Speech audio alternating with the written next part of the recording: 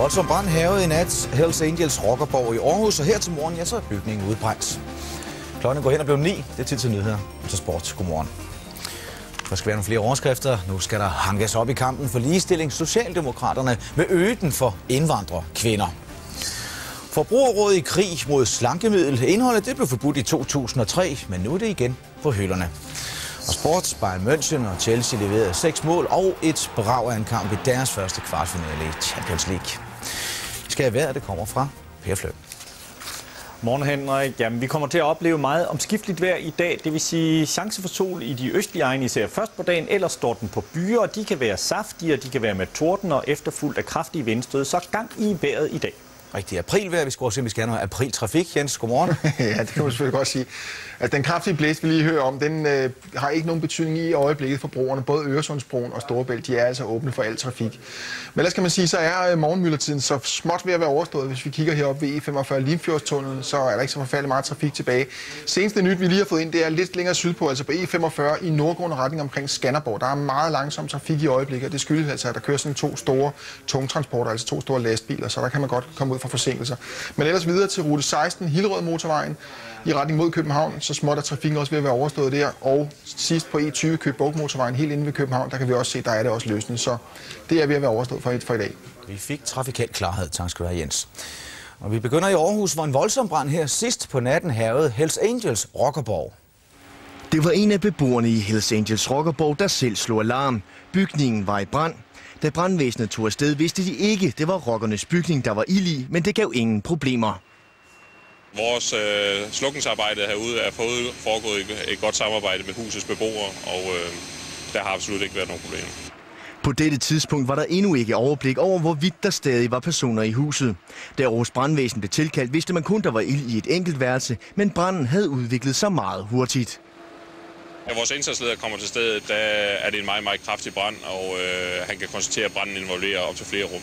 Foreløbig behandler Aarhus Ordenspoliti sagen som en hvilken som helst anden brand, men senere på dagen vil sagen blive overgivet til Kriminalpolitiet, der vil vurdere, om der er grundlag for at se nærmere på, hvorfor og hvordan den voldsomme brand opstod. Vores teknikere de skal ud og undersøge brandstedet nu her til morgen. Altså snart brandstedet bliver undersøgt, jamen, så må vi tage stilling til, hvad der videre skal ske i efterforskningen. Bygningen udbrændte senere på morgenen. Klokken 4:30 kunne politiet konstatere, at ingen mennesker var kommet til skade under branden. Og nu skal det handle om ligestilling, hvor Socialdemokraterne nu kommer med et nyt udspil. Og det skal hjælpe indvandrerkvinder, fordi dårlig integration rammer dem hårdere end mændene. Obligatorisk danskundervisning for hjemmegående, sikring mod udvisning ved skilsmisse og kommunal pligt til at opsøge isolerede kvinder.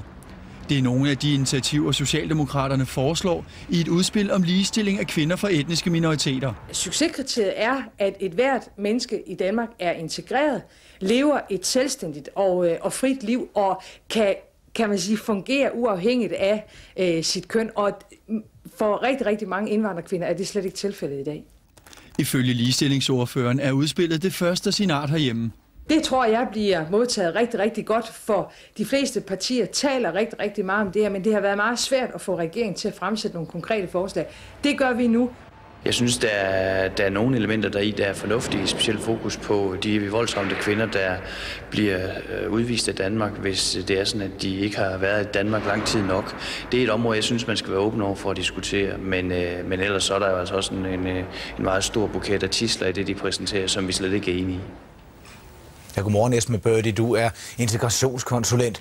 Er du tilfreds med Socialdemokraternes udspil?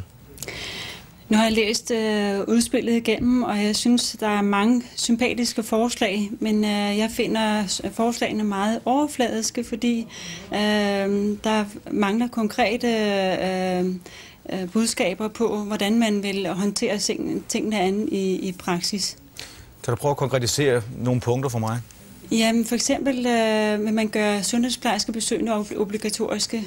Nu har jeg arbejdet med sundhedsplejersker, og jeg ved, at de fleste, og det er meget sjældent, at der er nogen, der ikke vil have besøgende, Det er fint, men det er ikke nok, at man gør det obligatorisk.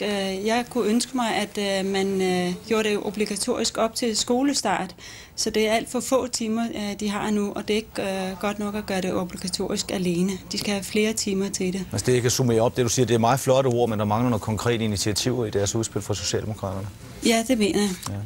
Ja. Der findes jo det, vi kalder et parallelsamfund. Altså det var tusinder af indvandrerkvinder, de ser mere eller mindre afsondret derhjemme i privaten, fordi vi kan ikke nå dem. Hvad konkret skal vi gøre for at nå ind til dem? Jeg synes, at vi mangler at kunne kommunikere budskabet på en ordentlig måde.